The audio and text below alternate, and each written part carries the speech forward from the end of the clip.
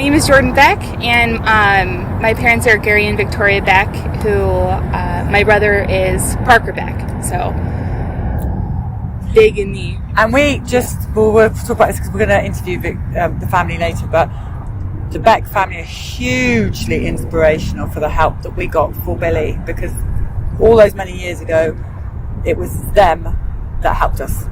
I just want you to know. So the Tommies love the Beck family because they helped Billy back many years ago. So anyway, we're going to talk about. Well, I can't take credit of that, but you're a little tiny girl. I was like there. 5 or 6 at the time. Very little. So and we were on a television program together that started the whole file and everything else. So anyway, that aside, we're going to talk about you. And because you're 25 now. Correct. Yes, 25 years old. So I want to hear from you. Because we just had lunch together, and we just telling me some fascinating things. Honest sibling talk. I want to know some of the things that you were just talking to me about, having been living with Parker and how you feel going forward in the future. Sure. So, obviously, being a sibling, it's kind of different when you see your parents going through and wanting something so hard. And my parents are some of the most inspirational and dedicated people that once they're determined and want to figure something out, they figure it out. And then on the other hand, being a sibling to Parker, you see all of that pain that he's going through and not able to talk, and he's been able to overcome so much, and he's now become this wonderful person.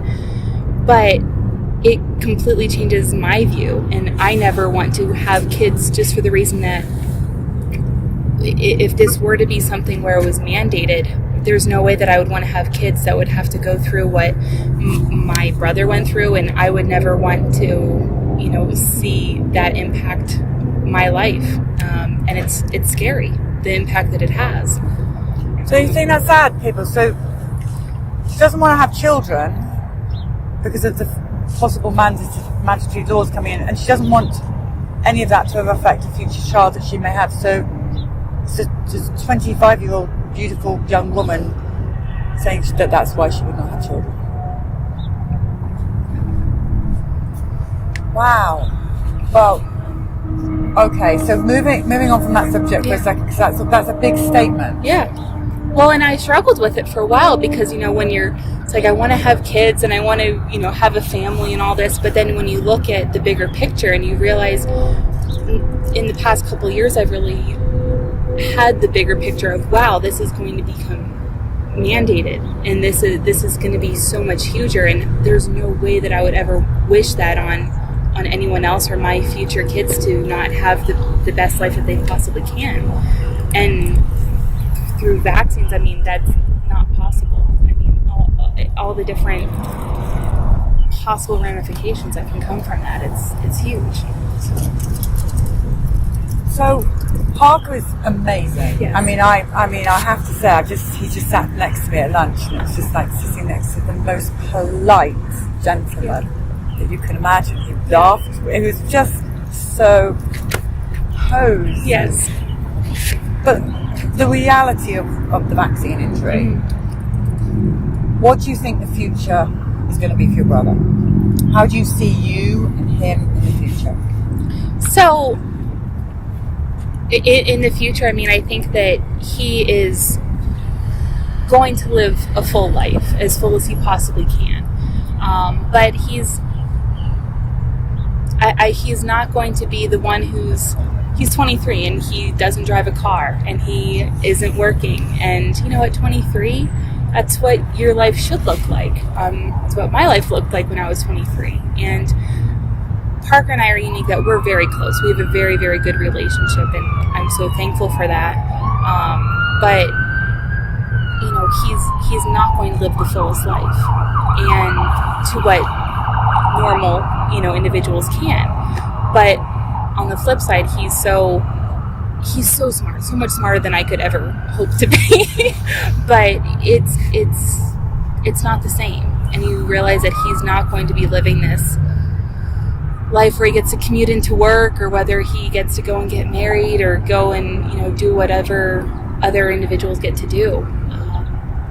And what do you think that means? I mean, it's up to you whether you tell them what you do, but she's a very bright girl with a, high class, clever brain job and enjoying life. Yes. As it is right now.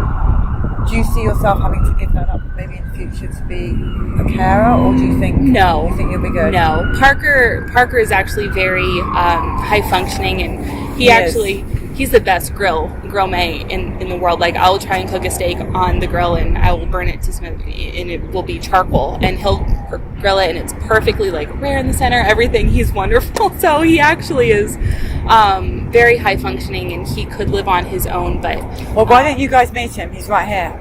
Parker.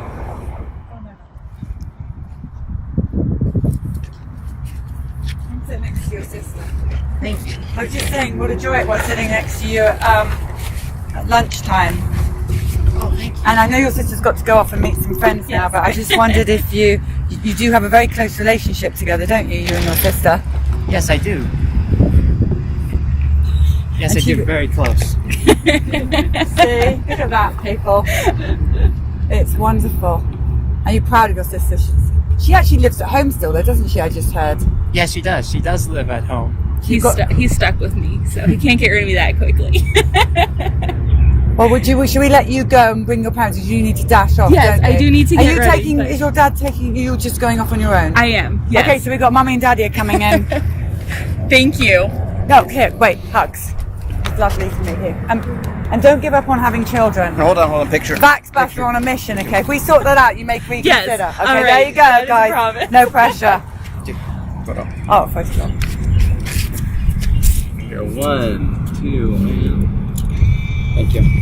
Thank you. Thank you. Have a lovely time with your friend. I want to move. Hi, guys, come sit down. Okay, Grab Josh's chair here. we're all together. So I've explained to everybody that,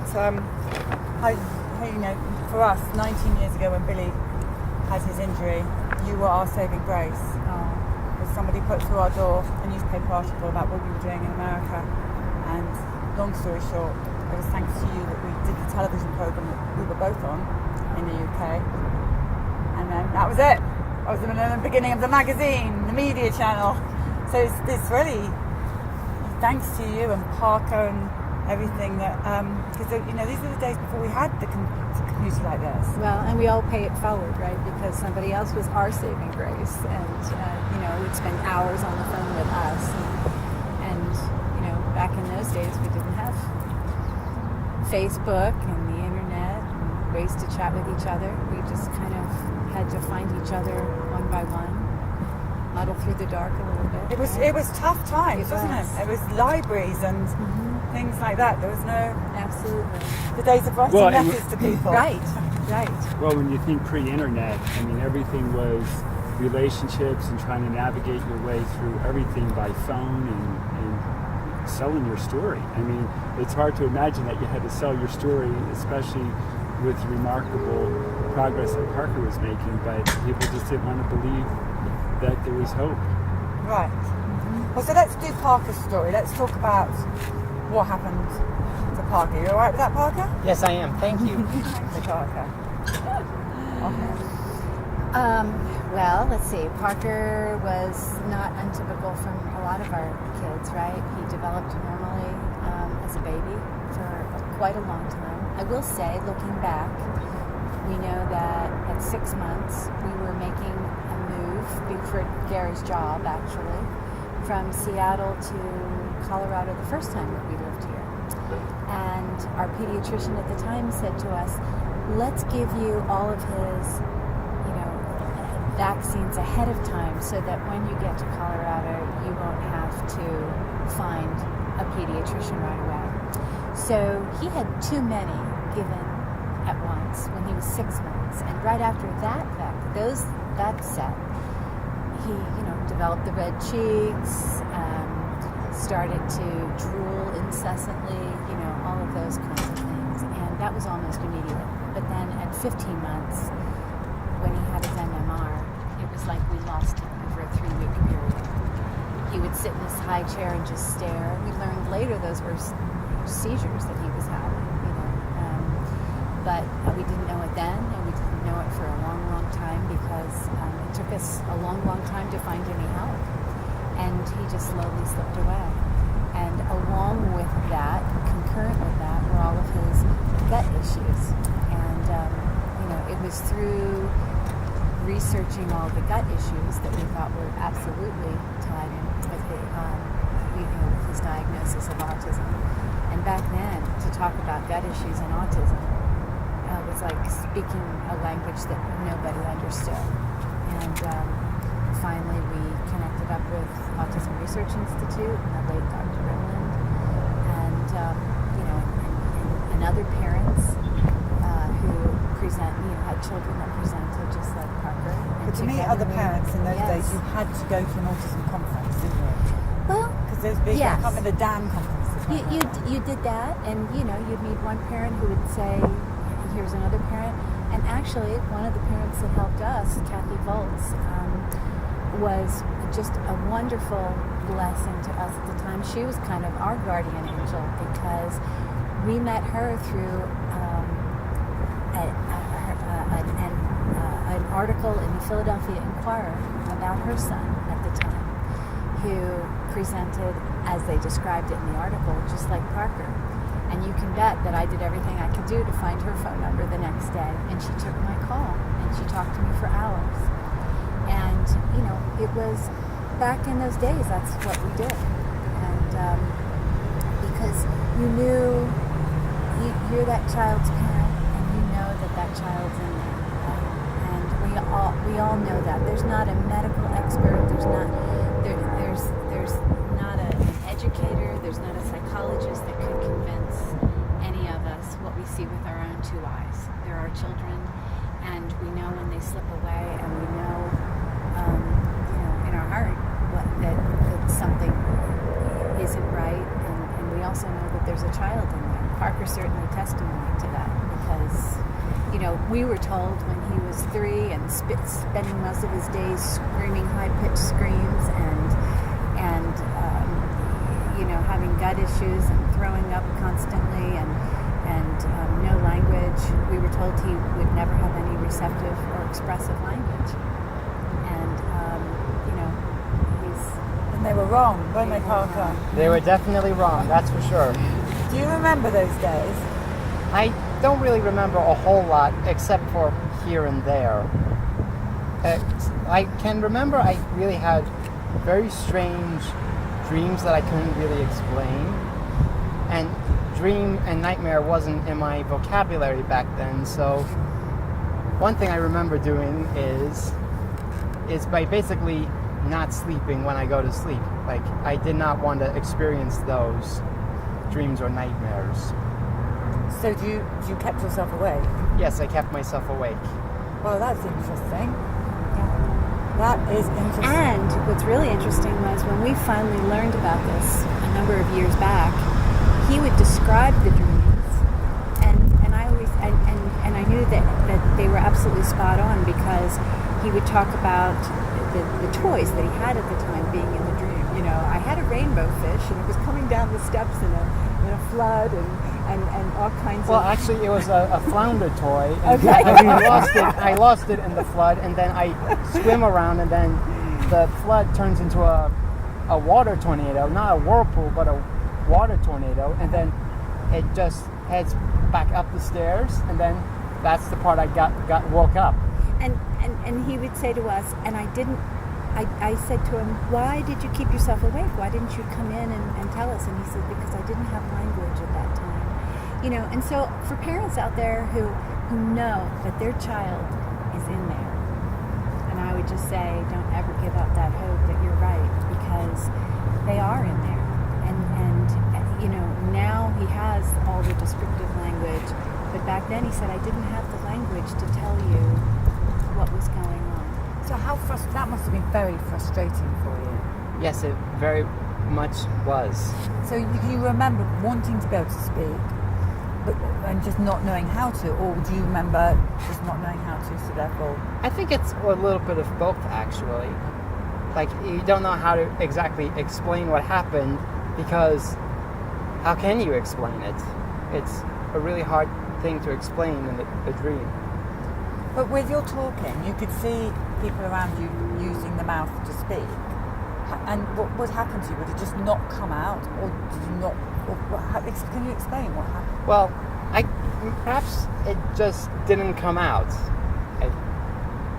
I just didn't know how to put those in words or thoroughly, like from beginning to end, like how to say it properly. You've certainly got that sorted out now, though, haven't you? Yes. That's very comforting. And do you ever remember being in any kind of pain, tummy pain or anything like that? I don't remember any kind of tummy pain at all. Well, it's because your mummy sorted it out for you. All the gut issues. Yeah, with the gut issues. And of course that all, began to come together after he was scoped, and of course, it would be amusing if it weren't so sad. Yeah, just yesterday I read an article that researchers now are connecting gut issues with autism. And how interesting is that? Because we've spent the last 20 years trying to tell our stories as parents and being castigated in the medical community for even putting gut issues and autism in the same sentence. And, we would all go to our pediatricians back then and tell them that my child has all of these issues, and they started right after, he was vaccinated. We were told back then it was all coincidence. Everything was just a grand coincidence. The word coincidence has come up a lot on this Vaxxed tour, I can't tell you. Wow, so I think something that Victoria was talking about while we were having lunch was her previous life before she got married. But guess what Victoria did as a living before all of this? Yeah. I was employed as an account executive with a very large advertising firm in Philadelphia. That's when we first met. Mm-hmm. And I worked within that ad agency for the pharmaceutical arm of that advertising agency. And actually, my account was with one of the well-known pharmaceutical companies. That was my client. As they first introduced the Hep B vaccine onto the market. And so I was responsible for actually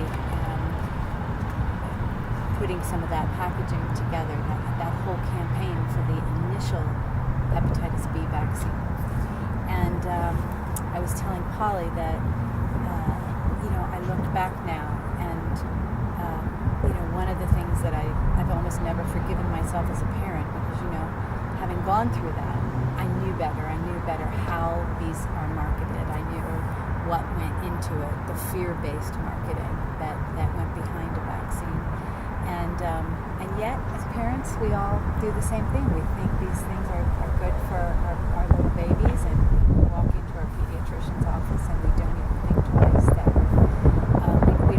we don't know to stop and be empowered and to ask the questions that we should be asking. Well, to be honest, really and truly, if the world was a good world, the paediatricians, we should be able to trust them. Yes. Because if they were doing their job as they tell us they're doing, have the safety of our children, Yes. then we should be able to trust them, and they Yes. should want to make our children better. So something went wrong there, Yes. and Yeah. we've all paid a consequence. So let's talk to Daddy for a second. Okay. So throughout the years, Victoria's been our hero. She's sort of stood up and. You smashed a glass at a conference. I did. Say, feisty mothers. But the thing is that we very rarely hear from the fathers. They're starting to come out and talk now. We're starting to get them coming up and telling us their stories. So we know Parker's story, we know the progression of the vaccine. But talk to us about it from a father's, a man's point of view, the emotional side of it. Yeah, my role really was to give Victoria the freedom to keep doing what she was doing. I had to keep working, clearly, and fortunately she's bright enough and determined enough not to stop. So every time, literally something we've talked about, and part of this is our faith, but every time we would hit a brick wall and think, okay, well, now where do we go? We apparently, at least it appeared at the time, had no more options. And and she would read a new article or find a book or talk to a parent or talk to a doctor. I mean, she was talking to doctors in the UK. Did we have any doctors in the UK? Hearing that, people? In Japan and Australia. I mean, literally, you talk to all kinds of specialists, and the idea was, we felt because Parker was developing normally, and then he was affected negatively by the vaccine, that there was a nugget in there, and we were determined to try to find that nugget and reverse it. And quite honestly, I mean, we obviously don't have any medical background, but we believe that if we just kept pressing and believing and striving and asking enough questions, something would appear to us to make sense and then go down that path. And we're just very, very fortunate that we discovered secretin as a hormone that helped Parker a lot, and that was really the catalyst that got him on his road to recovery. It's wonderful. It's wonderful. You're a great team, and I love what you just said. You obviously give her the freedom to go and do, and that's exactly what my husband's doing right now. He's like, this is something we have to as a family. It's deep-rooted for us all. Well, when we do that. And we say that humbly too, because we also realize that, something, I've heard the numbers are something close to 85% divorce rate in the autism community. And so we consider it a blessing, but also in a way a calling, because we're one of the fortunate percent, we're on the opposite percentage of that. And so, we feel it almost is a calling to try and help other people who are not in a fortunate situation. And you are doing that, aren't you? You're helping you. What's your website where people can... Well, we have been developing for the last 15 years, 18, 20 years almost, educational materials. And so one of the things that we came out just recently with, we launched online, was our phonics and reading program. Parents can access it completely free of charge. That's at beexcellent.com. As in? BE and then the word excellent.com. And so it's a whole reading and phonics-based reading program, because once again, when Parker was 3 or 4 or 5, and our therapists would come in and they would tell us, oh, well, children with autism can't learn to read phonetically. And we said, that's hooey, that we can teach them the same way that we teach any other child, but we just maybe have to break it down into smaller constituent parts. So we designed a whole phonics and reading program. There's music and books, and it's all free. We've developed a lot of other educational materials as well, behavioral analysis based materials. And we haven't come out with those yet formally out at our foundation website, but we will be doing that, and they'll be free of charge as well. So that's wonderful. Wow. So now, Parker. Yes? A couple of questions, and then would you like to sign your name on the bus? I would love to. Okay, so before you do that, we would love to know, what are the things that you really enjoy doing in life right now? Well, I really enjoy a lot of things. Like, I enjoy doing an indoor skydiving. It's basically like skydiving, only you don't go up in a plane. You actually go in a tube that pushes air up, and so you can have the experience of indoor skydiving. And I'm quite a pro at that. Sounds fantastic. And anything else that you love to do? I love to do hunting with my dad. He is a golfer mostly, but hunting is basically the way my dad and I connect. That's nice. And any special things you do with your mama? I help her with her educational material. I do basically her research, and I contribute a lot to her work. Absolutely. That's wonderful. And what do you think you would like to be? What would be your future? Where do you see yourself? I don't know, but I want to use my imagination to good use. Like, maybe I'll be an artist, or maybe I'll be in the film industry or something, like Wonderful. like science fiction stuff. There's a big need for that. Okay, so Parker, let's go and sign that bus. Okay. Right, who's got a silver pen? Okay, I'll just go get one.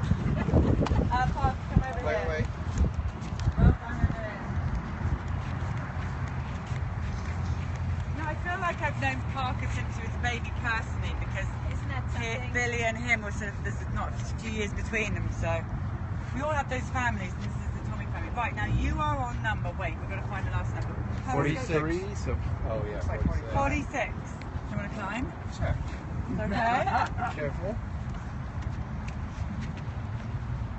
So do I just do the number first or my name? Your Number 46. And then your name.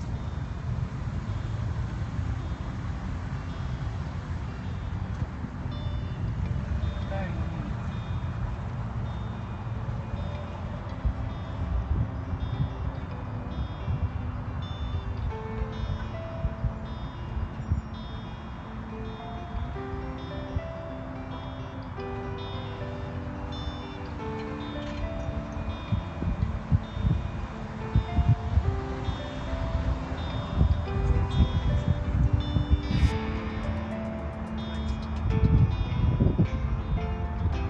Fantastic. Thank you so much. Right up there at the top. Keep up the fight. I mean, the information that you guys are sharing is important. It's not us sharing, it's you, all of you coming out and telling your stories. That's what I think makes a difference. So, Parker, I'm proud of you. Thank you, Polly. I really am. I feel like you're my boy. It's been so long. It's a journey. Oh. It's not over yet. I am a survivor of this whole ordeal. You are. You're just inspiration to so many. You're great parents. You've got a nice shirt on. Billy likes to wear his shirt. It's not nice as well. You're good. Oh, Josh wants one.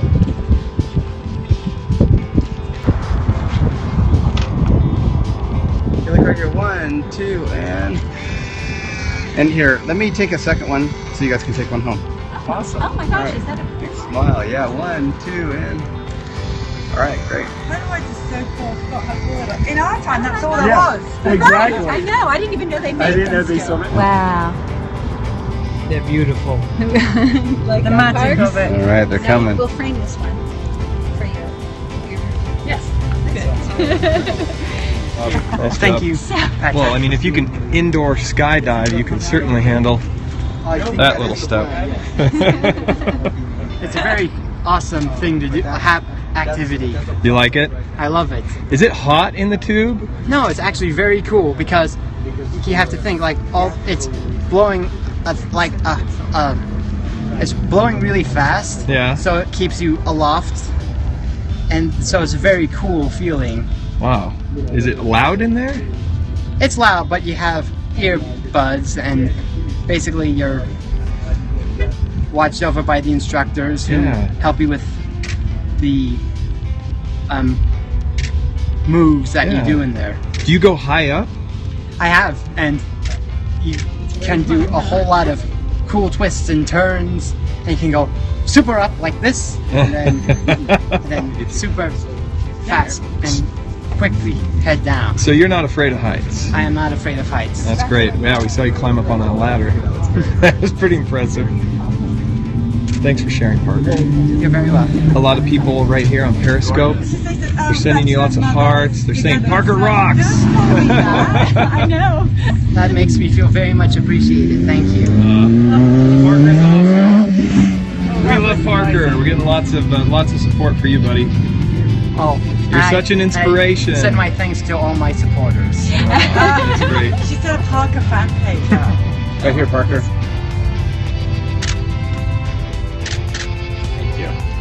Good soul. Okay, fantastic. All right. Well, y'all have to seriously when you come back from Denver. Okay. We're gonna sign They've off. got a clean place as well. I haven't seen clean for so long. Do you have a washing machine? Yes. We can wash our Do you clothes. wash? And we'll all have dinner. Open up some nice wine. Oh, well now we're Oh, you talking. did that? That'll be fun. I mean, it's Patrick, don't forget. I'm routing it right now. Okay. All right. Maybe when we come to Provo. I'll send you. I'll send you our. Or Boulder. It's Boulder. No, we're in. I don't know. But I'll send you our address. So good I'll to text see you. it to you. Yeah, it's like, I'll meet you in person. You too. I can give some love. Okay, guys, we're gonna sign off for now. Say our bye.